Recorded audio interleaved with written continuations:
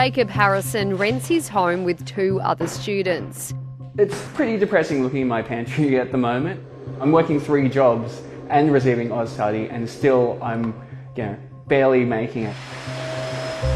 Jacob welcomes the increase to rent assistance, but says the extra $31 a fortnight won't go far, and he's worried it'll get sucked up. We had an inspection last week, and obviously it went quite well, but they'll find repairs and things that need doing, and it's also an opportunity to raise rent. We've had a rental assistance increase. They may see that as justification to raise it by just that much. I know it's a little cynical of me to believe that, but there's nothing to stop them. Housing analyst Eliza Owen believes that cynicism might be warranted. Very tight rental markets right now mean that any additional income supplements could actually be passed through to higher rents. Vacancy rates nationally are still near 1%, according to CoreLogic's data. There's not a lot of limit on how much landlords can increase their rent by, and at the moment, landlords have a lot of power. Building public and affordable housing is the government's steps up. The Greens are calling for a rental freeze for 24 months, followed by capping increases at 2% per year. This is the worst housing crisis in Australia's history since World War II, and we need to take it seriously. Housing economist Cameron Murray says it's up to the states to limit how quickly landlords can raise rents. The ACT is the only place in Australia that has a limit on how quickly that rent can be increased, and that limit is CPI times 1.1. He says that overseas, in places like Germany and Amsterdam, governments are making rent controls work.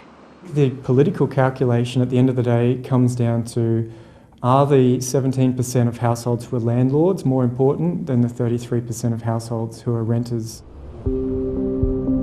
Scott Levin is one of the 17%. He owns not 1 but 10 investment properties. If they're going to do a rent freeze, a lot of investors, and especially mum and dad investors, they're going to lose their properties. When a market struggles, people sell. When people sell, rents go up even further. We need ways to encourage investors, not discourage investors. He also thinks that landlords will find ways around rent controls. They're going to remove the tenant out of the property. They're going to increase the rent to where it's going to go to, which means every year there's going to be more tenants looking for properties. Economist Joey Maloney says fixed rents also put people off moving. And what that means over time is that people end up staying in housing that doesn't suit their needs. If no one else is moving, there's not a flow of new housing for you to move into. So it increases the risk of homelessness. Freezing rents is a divisive policy, especially in a free housing market. But some economists are calling for a cap on increases to prices that's in line with inflation, especially given the vacancy rates in our rental market are expected to stay so low for years to come. Long term, rental caps are not a popular option and they might not be advantageous for delivering more supply. But in the short term, it could be a solution to protect some of the most vulnerable households. Jacob Harrison wants something done soon. We've had welfare for the wealthy for so long.